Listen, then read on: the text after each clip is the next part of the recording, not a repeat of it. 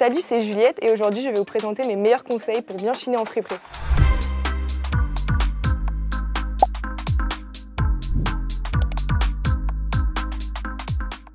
Alors le premier conseil que je peux vous donner, c'est de préparer son programme de fripe à visiter en amont, tout simplement parce que certaines fripes ou événements fripes sont éloignés les uns des autres et comme ça vous permettrait de maximiser votre temps.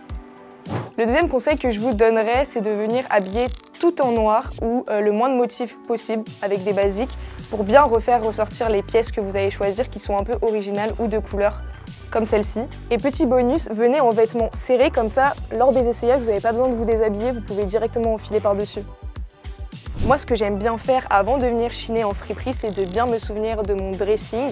Comme ça, quand j'essaye une pièce, je sais avec quoi l'associer chez moi. Ce que j'adore en friperie, c'est qu'il y a toujours des bacs comme ceci à 1 €. Et il faut faire attention parce que les vêtements, généralement, ils ne payent pas forcément de mine. C'est-à-dire qu'ils peuvent être déchirés, il peut manquer un bouton. Comme cette veste en cuir qui est quand même à 1 €.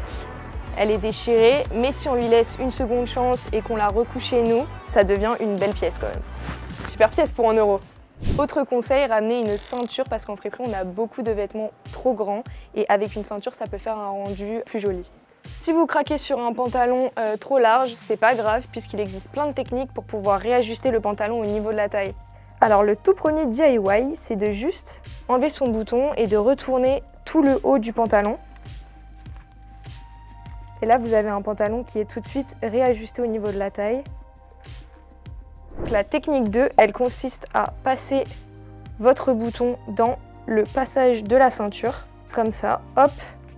Et là, tout simplement, vous allez attacher le bout dedans. Voilà. Et le dernier, c'est de mettre un foulard, donc un peu large, dans les passants de votre ceinture. Ça remplace la ceinture et comme ça, on ne voit pas toutes les petites fissures du pantalon quand vous le resserrez. Le plus important quand même, c'est de rester motivé par le fait de consommer éthique et responsable. Donc oui, il y a certains clichés. Parfois, ça peut sentir les placards des anciens propriétaires. Mais après quelques lavages chez vous, ça sentira chez vous au final. Et en plus de ça, vous serez content d'avoir participé à un monde meilleur.